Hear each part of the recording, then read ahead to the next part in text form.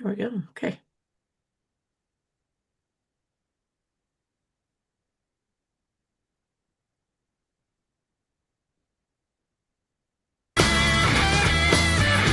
Not live.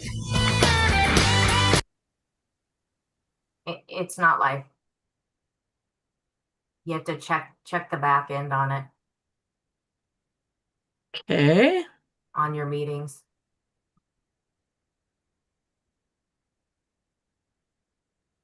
Don't you just love technology? I love technology. Man, last week was a piece of work. I noticed how you clean that up real quick. Yeah, yeah.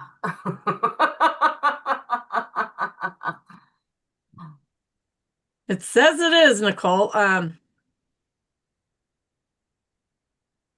It says on the live stream on the right, the tabs Yeah, on for the live restream. tab it says it is, but let me go back into Restream and grab the link again just in case. But Yeah, I don't even, it says it when I go to Restream, it shows it on there playing. it's showing live here. Now it's showing live. Okay, so just share my screen, right? Yep. Let's try this again. This, all right.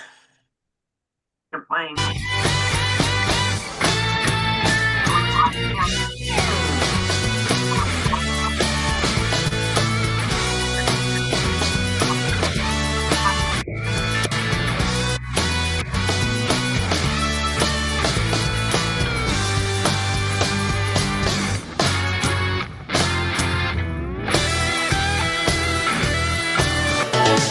Let's be real. You keep saying you'll get visible after things totally calm down, right? Meanwhile, your calendar is feral, like a crazy cat, all over the place. Colors, you can't even remember what they are anymore. Your inbox is totally on fire. Yeah, you wish you could set fire to it. And later has been lying to you for years because you know what?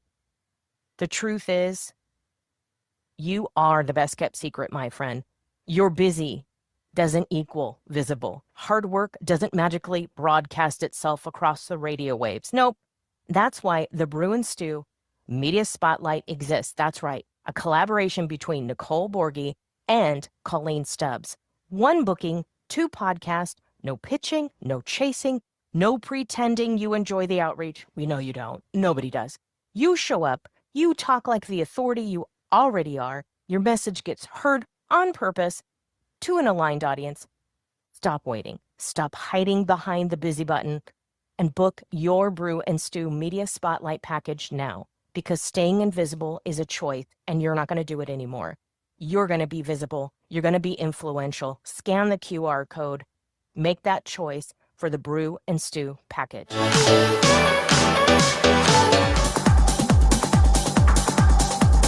Busy, booked, exhausted. Your inbox is screaming at you like a siren. Your calendar is still feral.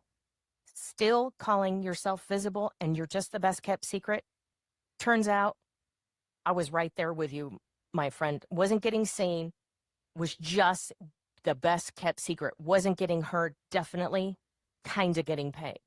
But here, the magic, my friend. It's a collaboration between Colleen Stubbs and Nicole Borghi.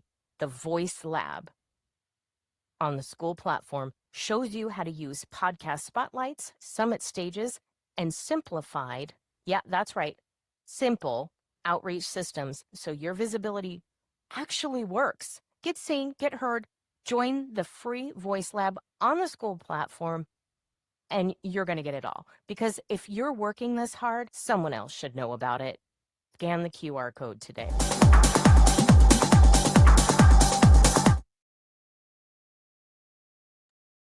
Good morning. Good morning. How is everybody? Awesome. Good. I hope y'all had a good weekend. We sure did here on the farm.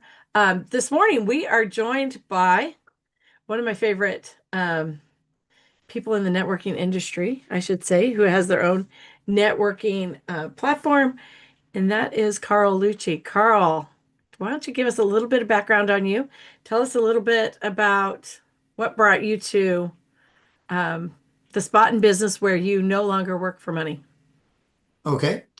Well, I've been around quite a while, and to be honest with you, because I've been very fortunate to have great mentors. I worked when I was 16 years old in a grocery store called Publix Markets, and I knew the founder. I got to meet and knew the founder. He made a big impression on my life about how to help people, and so I retired from Publix when I was 30. That was in 1980. And then I went into the investment business for a while, sold some insurance for a while. I did a lot of different things, had a lot of great mentors there. And then after a while, I answered an ad for somebody with an idea person. I went to work for this person, and he used to be the former owner of the Auto Trader publication. If anybody knows what that was, it was buy sell magazines. And he'd made a tremendous amount of money. And so he went in television production business, and he was looking for a business developer. So I worked right alongside him, and he mentored me. But probably the greatest mentor I had was my dad. He was an amazing salesperson, and he's actually the one that came up with the title of what I'm going to talk about today. And that was Stop Selling and Start Making Money. And so I won't say I'm the sharpest knife in the drawer, but I've worked with some pretty sharp knives over the years and picked up a lot of, what I think are pretty good tips and things like that for selling. And then when I started networking in 2010, I had face-to-face groups in the Tampa Bay area. I sat down with a lot of people that really didn't understand sales, I didn't think. So I would talk with them and try to help them, and it just kept going from there. And so I've been, training, sales and marketing ever since. And as Colleen says, I don't have this is not a job for me. It's kind of a passion. I'm kind of trying to pay it back and pay it forward and, help a lot of people. Not everybody can afford a business coach, and I'm not a coach. I do consulting only, but I just try to help as many people as I can. So that's a short story long. I love that. And that's, we have quite a few little similarities. My first job was also at the Publix. Oh, really? It was at the corner of Marvilla Circle and 41 in Fort Myers there. I was probably, I would say 14, maybe 15, right? Bagging groceries, but I got to move up to cashier, don't worry. And my dad also was a great mentor to me. He was a salesman for Sprint, who then became AT&T. He actually sold the 911 system to the state of Florida. Wow. So that dates me a little bit. But I love everything about sales, but I feel like I've missed all the training on sales. Like, where they have all these step-by-step processes you're supposed to do and do this and do this. And well, then they can dissect it and say, well, you didn't make the sale because of this or because of that. I've never been able to understand that or even deep dive into it. I've always thought that you build relationships. And when people know, love, and trust you, then they also know what your product is or what you do. And there should be a comfort level in that relationship where they can talk to you about that. And if they're interested, they are. That's not to say that we keep it secret, because I'm not of that school either. I actually sat at a table recently where somebody said to me that they had never had any business from that networking group that I was sitting in. And I said, well, I've got 4 or 5 clients in here, and I am a client of 5 or 6 people in here.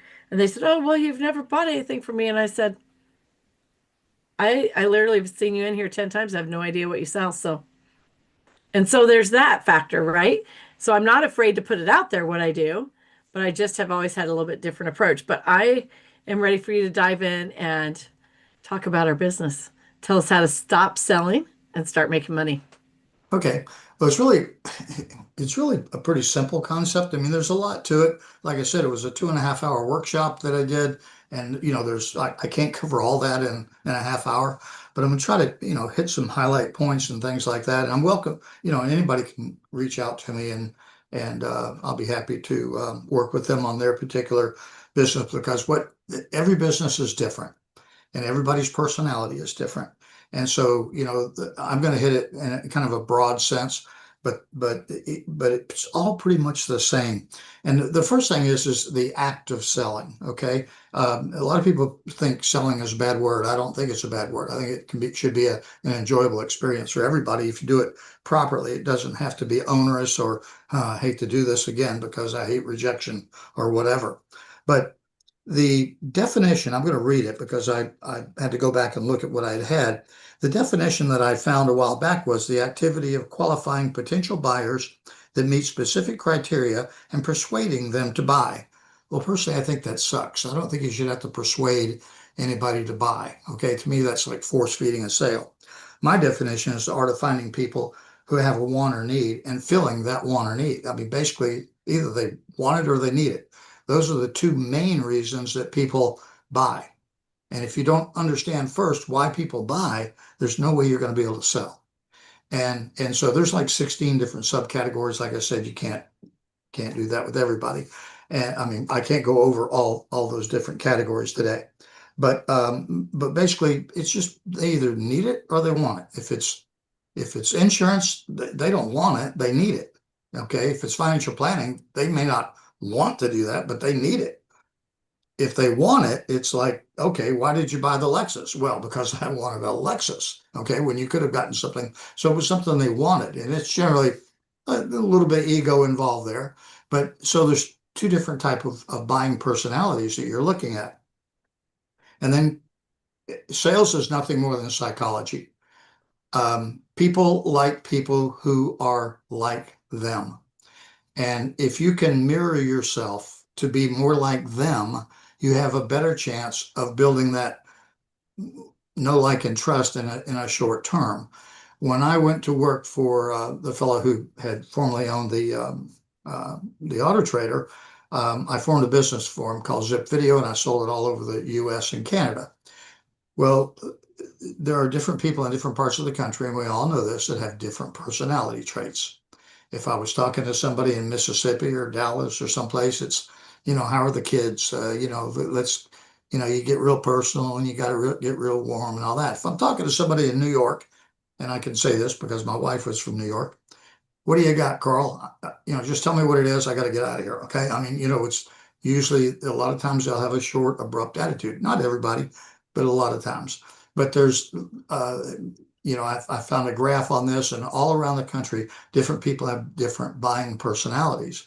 And so you try to mirror that as best as possible. That's something you're not going to just instantly do. You have to work that out as you're talking with those people. But if you listen to how they talk and then you talk back the same way, then you have a better chance of building that relationship, because people like to work with people who are like them, not total opposites. And that's nothing more than sales psychology. So when people are buying, when you're selling something, you need to prepare for the sale. I don't know how many times I've talked to people who don't do their research or don't prepare for the sale. Especially now that we have the internet. Before the internet, it was more difficult. But with the internet, you can find out just about anything you want about anybody on the internet. You can find out whether they own a business, whether they're just, is this somebody that's a housewife or whatever it is they do. You can find out. And if you don't find anything on them, that's good information too. Why aren't they on the internet? Okay. I mean, you want to go in prepared, knowing who you're going to be talking to. It saves a lot of time and effort because you already know a little bit about the personality of the person. Probably you're going to learn a little bit about their business. You might even be able to find out what their net worth is. And, so you go in prepared. And I know so many people that say, well, I'll talk to anybody. I'll sell what I have to anybody. Why would you do that? That's a way. I mean, is your time valuable? My time's valuable. I mean, why would you sell to homeless people? Okay. I mean, why sell to people who don't have money? I mean, if you want to sell to homeless people, go down to the homeless shelter, do a presentation. Good luck with that. Okay.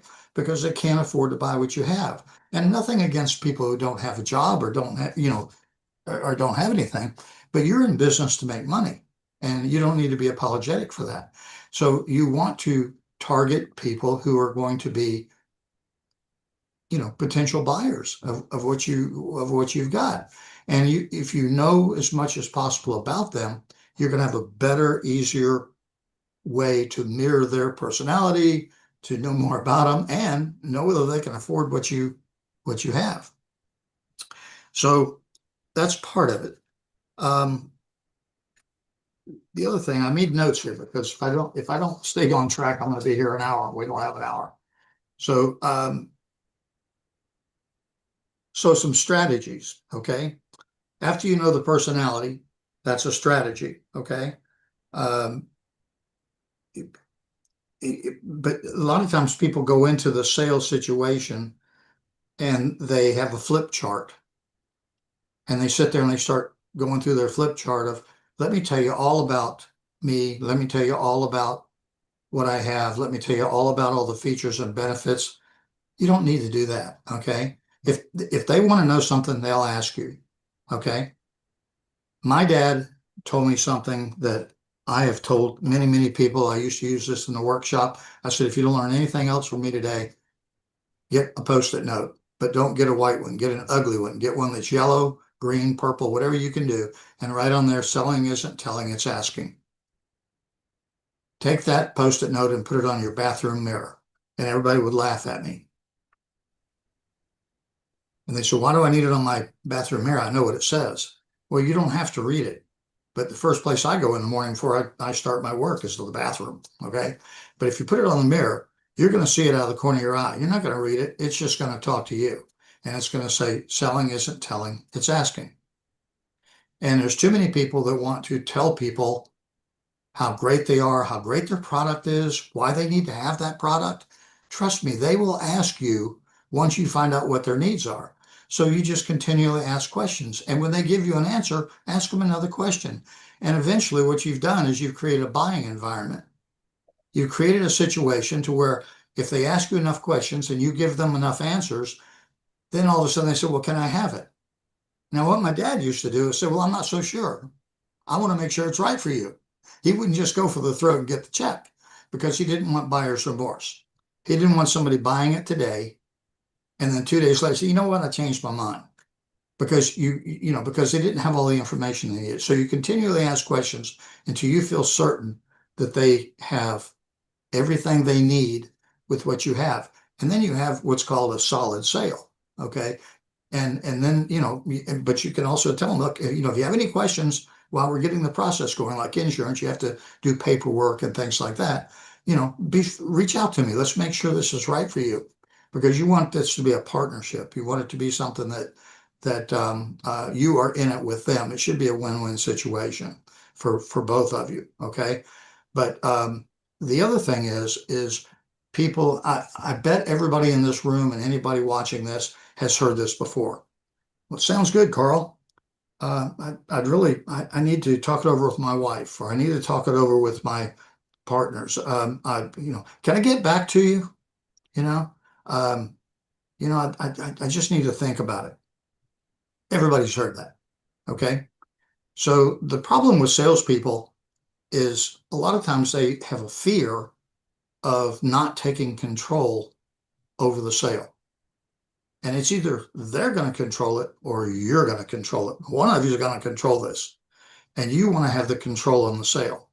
And I don't mean being nasty, but there's nothing wrong if you're at that point. Now, you've met with them once, maybe twice, and they know why you're there. You want them to make a decision today. You want them to put the ink to the check, right? So there's nothing wrong before you get into that meeting, because your time is valuable.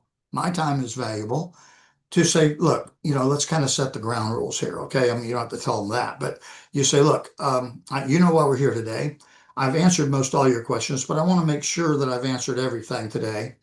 I want to know, are you ready to do something today if I can answer all your questions, or is this something you need to think about? Do you have to talk it over with somebody? I mean, just get that out of the way up front. Okay. Can I get back to you? Okay. You know what those are? All that is they want to let you down easy. I can't afford it.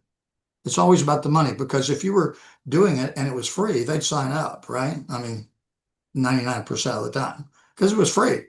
They just can't afford it, or they don't think they can afford it, or they can't find the money. So if you set it up in the beginning and say, I hope I've given you all the information you need, but I'm here to answer any final questions you have. Are you ready to get started today? Is it something you're going to have to think about? Or do I have, you're going to have to get back to me or whatever? Well, I don't know. I might have to. Well, if you think that's the case, why don't we go ahead and explore that? If you need to talk it over with somebody, why don't we get them in on this so you can make a decision? Because I don't want to waste your time. And I have 3 more people I need to talk to today. And I'd really, like to get this taken care of. Now, it's okay. There's 3 things that can happen. If you say, yes, that's great for you, great for me, great for everybody, everybody's happy, you go on. No is totally fine. If it's not for you, just say, Carl, this just isn't for me. And we'll find out why that is. Okay. But I got to think about it as unacceptable. Why do you have to, if there's no reason for it, if you can't afford it, let's discuss it. I'm fine with that, but let's go ahead and get this going. Can we agree to make a decision today? Yes or no, and get them to commit to it. Now you've already sold part of it right there because you've got a commitment, right? So once you have that, then you go through any other answers, ask them more questions. Did you understand everything I told you before? Did you receive the information? However your sales process is. Did you get everything? Did you research it? Okay. And then when it gets to the end, say, well, you said that you'd be able to make a decision. Do you think this is something for you?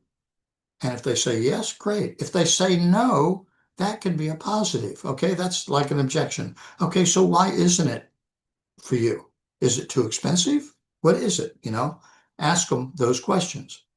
Well, if it's too expensive, let me ask you this. What are you going to do if you don't do this? May I ask you that? What, I know you want this. We've met twice or whatever. We know you want it or need it, whatever the situation is. What are you going to do? Can I ask you that? Because nothing is not going to do you any good, right? So I'm just curious, what is it you're going to do? Or what is it I didn't answer properly? I'm not perfect and I'm learning and this is my livelihood. So, tell me what I might not have explained well enough to allow you to make a decision to do this going forward. There's nothing wrong with that. I mean, that's a positive. Number 1, you're being honest. Maybe you messed up. Maybe you said something wrong. I mean, I can't even go into this today, but there are words you don't want to use that can ruin a sale, like hard words like cost. This is going to cost you. You never want to say cost. Okay, pick another word, but there's like 16 words you don't want to use and phrases. Stay away from acronyms, because anytime you use an acronym and something and they don't know what that stands for, even though you think they should know, like IBM, right? And everybody knows what IBM is, right? I've been moved, right? No, you thought it was International Business Machines. So anytime somebody doesn't know an acronym, they tend to feel less than. And anytime they feel less than, they're less likely to want you to know that they don't know that. They're afraid to ask you what that meant. So try to stay away from that. Spell out the words. But anyway, there's a bunch of those that I don't have time to talk about today. But so if they tell you no, then you find out why it was a no. That's going to help you. You're not going to sell everybody, and it may not just be right for them, but you need to find out why.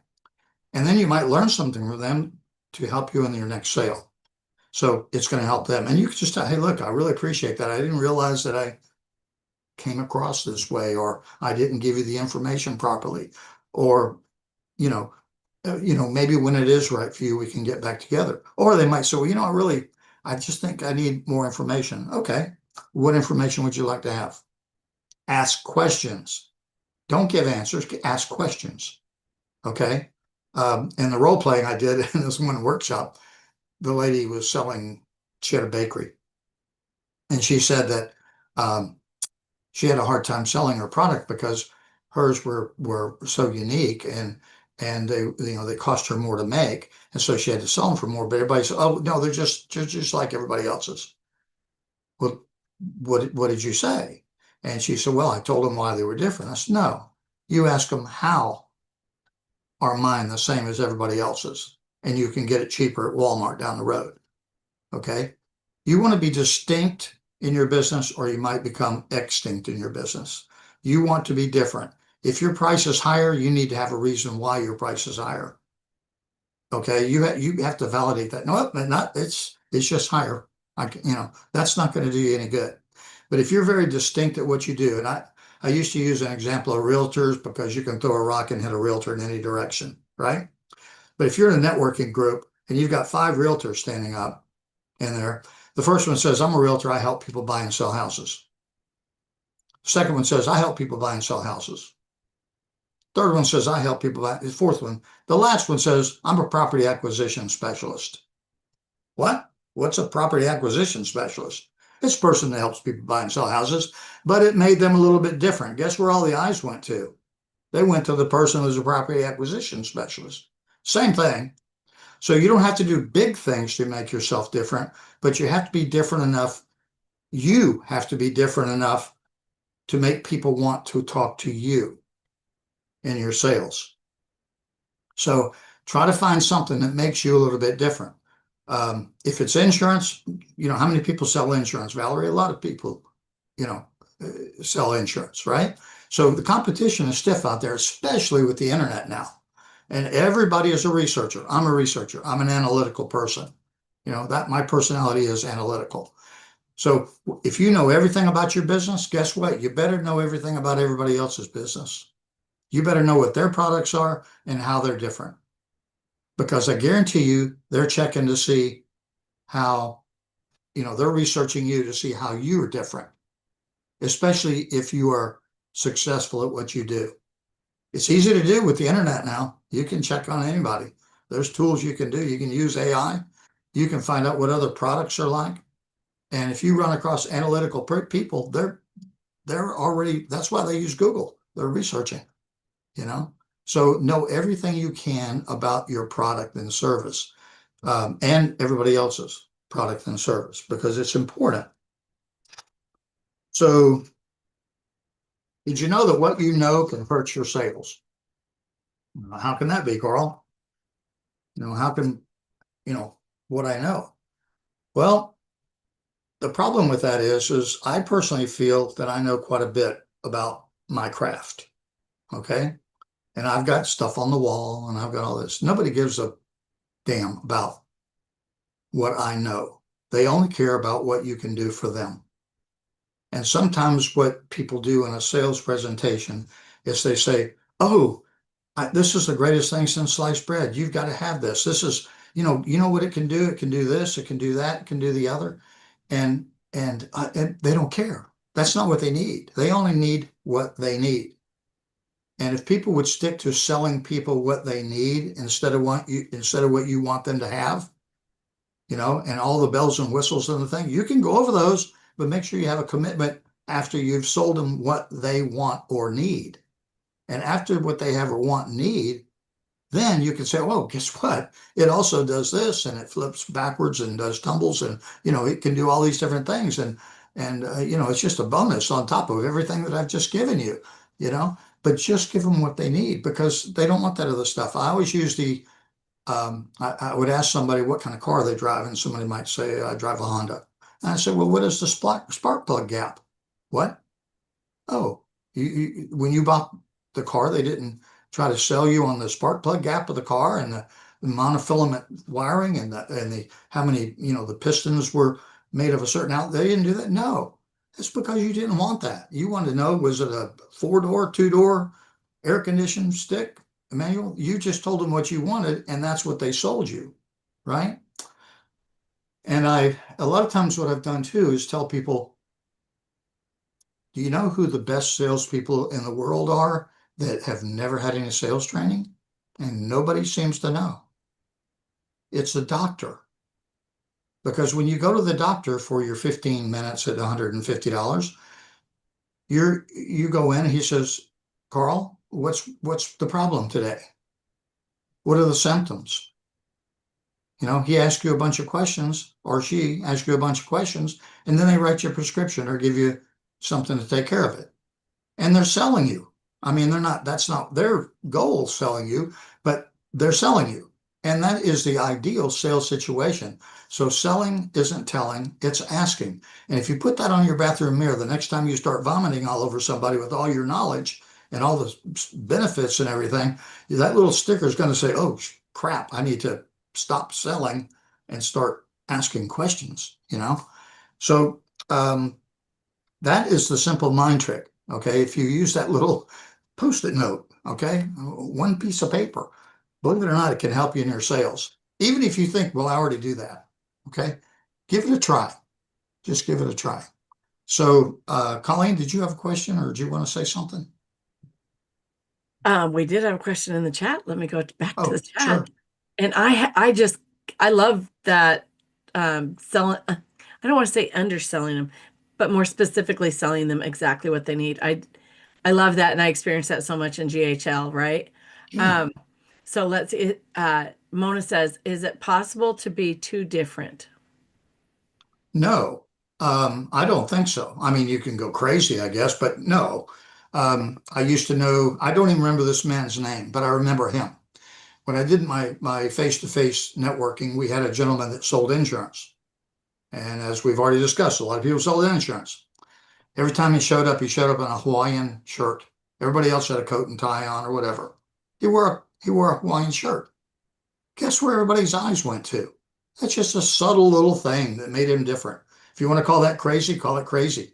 But it worked for him, I'm telling you. So, I don't think you can be too different as long as you're not crazy. I mean, you don't want to say that guy's a nutcase or she's the nutcase, but no, I don't think you can be too different. You try different things, and you try different ways of presenting what you do. Put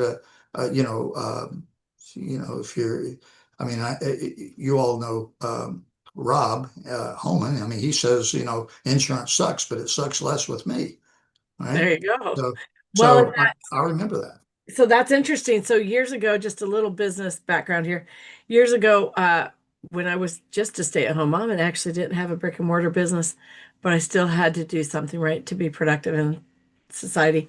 I participated in property tax sales in Missouri and Arkansas. We were on the border, and it was a first come, first sale kind of thing. So the sales were held in the courtroom and at the courthouse in a courtroom, and everybody got a number that you could hold up.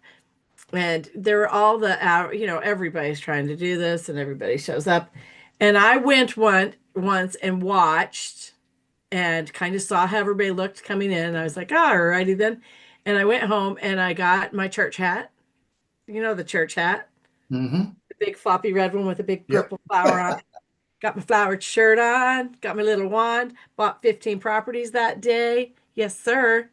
And I think there were like 25 for sale Yeah. That's amazing. because the eyes go first to that, right? Mm-hmm. I looked so different than everybody else. I mean, I looked really nice, came dressed like I was ready for church, and everybody's like, who in the heck and what is she doing? And I didn't even care. I was the only one that I needed to go to for months, picked up a ton of properties, but it's really just distinguishing yourself in a memorable way that of course is still professional, right? And so I had a couple comments actually. So the selling isn't telling, it's asking. And so when we're asking and we're asking and asking and over, like you're saying, kind of deep diving, what that does too, I feel like those are the touch points that they talk about so much in social media selling. Like you have to have 14 touch points with someone before they buy from you, right? So let's keep asking questions till we're at the 14, right? Because it's the same thing as when you're sending out an email. Do you send out an email? Oh, hey, blah, blah, blah, blah, blah. I hope you have a great day. This is my little thing I wanted to tell you about, blah, blah, blah. And then you're out. Or do you send one that says, we were talking about this and I wanted to share this blog post with you, or I saw this article. Maybe you could click here and see that. And then if you're really interested, come over and join me in this group, click here, because every one of those is also a touch point. And so Right. it's building that relationship the same way, asking questions, putting touch points in your emails, all of these things build the relatability. And go back to what we were saying at the beginning is that people really get to know you. And one of the things that sold me on you, Carl, was actually getting on a one-on-one with you and hearing your amazing story. And This that, is another level. You've got to, it's your life. It's not a job. It's just your life, but it is blooming hard.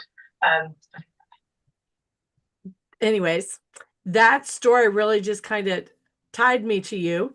And it's something that made you so memorable. And I've known you for a while now, but I got on a call maybe a week ago with somebody else who does networking, and he was wanting connected to connectors. And I told him about you, shared your story. I told about Lynn, shared Lynn's story. And he said afterwards, he said, it's crazy to me. He says, you are the first person I've spoken to that actually shares the story. How do you know these people's story? And I said, because I love people and I want to build relationships. And so I do get to know people. And I think in building our business and making ourselves, that's really where it's at, is to keep building those relationships. Tell me, we've got some questions for you. Are you ready? Sure. Are you sure? No. Okay. Well, they're not difficult. They're just kind of put you on the spot a little bit questions. Sure. Okay, so what's one thing in the sales industry that people are doing that you think is complete BS, and why do you think they're still doing it? Okay. I think that people are still selling the conventional way that they've been taught in the past, so they're using flip charts to sell, and they're selling features and benefits instead of finding out what people need. And they're still doing it. Okay. And they're doing it because that's what they were taught. It's not their fault. Okay. It's just like people who network improperly. It's not their fault. It's just that they had never been taught the proper way to network. And people do the same things the same way and try to get, different results, and it's just not going to work. You got to retrain your brain to make it work. I think that's so interesting, and I love working with a product that I can customize. So I had somebody, same kind of scenario, reach out to me and say, hey, my clients need this specific kind of a landing page, and they need just this with it and just this. And I said, Yeah. okay, let me run create that. Well, see, that's one thing that makes you different in what you do, and you call it GHL, right? Go high level is like, Well, yeah, but nobody knows that. I would call it go high level. Okay. But the one thing that makes you different is you customize it for the client, not selling this great big huge right, monolith that they have to deal with, which is a lot of people that sell go high level do. So I think that's really a strong point for you, and which makes you different. Okay, that's a subtle thing, but it's different. it is different. And you're right, just like you said earlier, after they're in, when they're like, oh, well, I also needed a newsletter, I can say, oh, yeah, well, we do have that too. We got that too. We do have the AI agent. We do have the phone. And so all of those things. All right. Question number 2. What's a mistake that you made that cost you serious money or time that you kept making anyways because you were too proud or too scared to admit that it wasn't working? I made the same mistakes everybody else has made. I kept doing it the same way. I wasn't willing to change. Change is good. You got to keep trying stuff. I just kept doing the same things the same way and said, I just must not be any good at this, or this product sucks, or whatever. It's really easy to make excuses. It's not really easy to change. Okay. You can blame everybody else for your mistakes, but they're your mistakes. Right. And it's also not easy to create new habits that get you to the new goals you've set. No, it's not easy. You have to work at this. And being in your own business and doing sales is the toughest thing you'll probably ever do in your life. It's much easier to go to a punch clock and punch in and punch out. You're done when you're done. You're just doing what they tell you to do and you go home. But to be a successful entrepreneur, you got to study, you got to research, and then you got to do what? Research some more. And it's actually you just exploring it once again with fellow Northerners. And you actually have to just keep doing that over and over and over.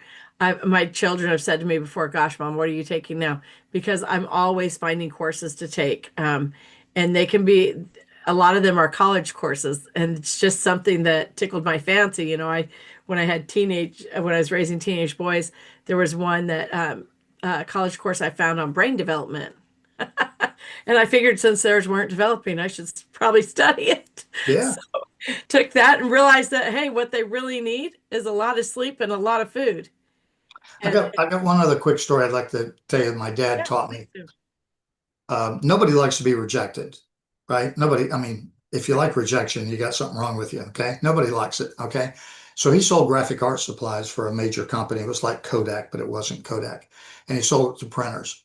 And we had a place called Web City. And Web City was the first indoor mall, and it sold things at a discount and things like that, right? So um, he would go to a printer and let's say he was selling them ink or something, right? And so he'd go in and see, I got this ink and it's $5 for the ink. And they said, but Carl, Web City's got it for $3.50. He said, oh, yeah, I know. And he said, there's this other place that's got it for $3 if you want to go there. I said, well, why would you tell me that? So because I don't come with that. I come with this. And you can reach me 7 days a week. If you need to reach me, you've got my phone number. Who are you going to call if you have a problem with that product? But if you want to, I can tell you where you can get it for less. So that's how he would overcome the objection of price, because he made sure that he built that relationship to, and they say, geez, you're right. It's worth a couple bucks for me to, I love that. One of the selling points that I use in selling simplified CEO systems is that you can't get a 24/7 employee for $297 a month. No, you can't. I understand that I charge more than anybody else, but I Mhm. understand also that you can't get somebody 24/7 for $297 a month.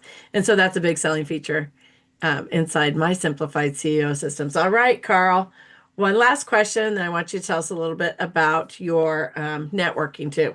So, number 3, if you could only give one piece of advice to someone in the sales industry, and it would piss off half your peers, so don't forget that part. What would it be, and why is it worth the backlash? It pissed off who? Everybody else in the sales industry that's trying to teach people. Oh, to be different. I mean, just find something to make yourself different than other people that do what you do. And You it know, doesn't always have to be a different solution. I think a lot of people look at an industry and they're like, oh, that's flooded. There's so many elbow doctors. Well, maybe, but are they all using plastic cast, or some of them using, I just don't think that they have to be completely different industry. I think you can take an industry and we can use Go High Level for an example. There are so many people selling Go High Level, yeah. but Well, they if put a if different if twist on it. if people weren't, why do we have more than one gas station? Exactly. I mean, Exactly. why is there multiple gas stations? Because they all want to be a little bit different, either competitive with price or their services or whatever Right. it is, right? And they're different names and they promote it differently. So just be different. I mean, and you're gonna have to try some different things that stand out. But once you find one, don't fix that if it's not broken. Keep working it until it's not working, and then do something different. Mona says Monday Morning Business Foreplay got her interest. It does, and it's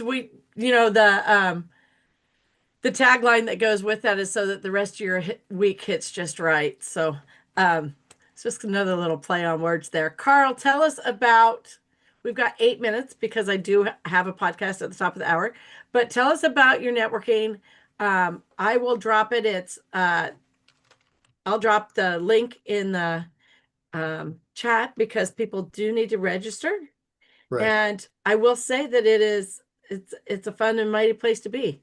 So tell us about it, Thank you. Carl. Well, I've been doing this since 2010. I've had face-to-face events and meetings and organizations, and this will be my last one, I think. I refuse to fail. And basically, we follow Zig Ziglar's philosophy of helping other people. It's not about selling. We don't allow sales, but we do have a unique event where when you come there and you're brand new, regardless whether we have 6 or 16 or 26 or 36 people, you're going to have a great big one-to-one with everybody, because we'll ask you some questions in a Q&A, kind of like what you did with me. And we'll have people talk, and everybody can raise their hand and ask a question. We give everybody up to 15 minutes, and if they're brand new. And then the people coming back, they do a short intro. I hate elevator sales pitches because nobody goes to those events to buy, and there's no reason for you to sell. So you introduce yourself, And then, we will provide, a lot of times what we'll do is we'll pick a business topic like what we talked about today. And one of my partners will do a presentation on that. And we record that, put it out on LinkedIn and different social media platforms. And then we will stop the recording and everybody can do a Q&A with one of the partners that I have. And it is a partnership, but all the events are free, 15:30s, we call them. And they're every Wednesday at 2:45 p.m. Eastern time. All righty. Who else? Rob goes to that. I'm sorry? Nicole has been, I think. Rob has been. I haven't been. You No. haven't been yet, Nicole? No, We it's banned this Wednesday. It's this Wednesday, right? Yep. Yeah, It is. it's Oh, Wednesday. we had something come up last Wednesday, or last time I went, and I was looking for you, but I think you had tech problems. All right. And then also, just a shout out for Nicole and I. We are starting next Monday. There will be a little bit different layout to Monday Morning Business Foreplay. At the top of the hour at 10 o'clock, we will stop the recording. And then at 10:01, we will, let me grab that for you, Stefan. I just put it in again. I got it. Okay. Anyways, Monday, we will stop the recording and we will start the caffeinated conversations, which will be shotgun style networking. That probably doesn't sound good. Like that sounds like a shot. That's not what it is. So what it will be is that you will have 3 minutes to tell us a little intro about yourself, who you've worked with recently, who you want to work with, and who your best referral partner is. And then we will go around the room and have everybody give you referrals of people that they know. And so we're going to start that, Nicole, next Monday, immediately following this. So we'll take a small commercial break, a bio break, if you will, grab your coffee, refill your coffee, and come in and do this. And it'll be fun. We always have a good time networking. And I, of course, encourage everybody to join us at Carl's this Wednesday at 1:45 p.m. Central Standard Time. If you're Eastern Standard, then that would be 2:45. Colleen, is the link on or Carl, is the link on your website? The link, basically, He'll email it to you. we send it to you, but you can put it on your calendar as well. We have everybody answer a questionnaire because we like to know who's coming. We're open to just about everybody, but everybody's had horrific situations with Zoom bombing and things like that. So we like to know a little bit about what the person is, but most everybody gets to come. I've only turned down maybe 3 people in a year. So he hasn't turned me down, so there's hope. Not yet. Not yet. Not yet. You're still allowed back in. All right. He's not been banned as yet. Not yet, and I don't expect I will be. I actually really enjoy my relationship with Carl, and I feel like, when I came online, he was one of the first, not one of the first, but one of the people I really truly connected with, and on so many different levels. And that's one of the things when you find people more our age. I'm looking at everybody in this room.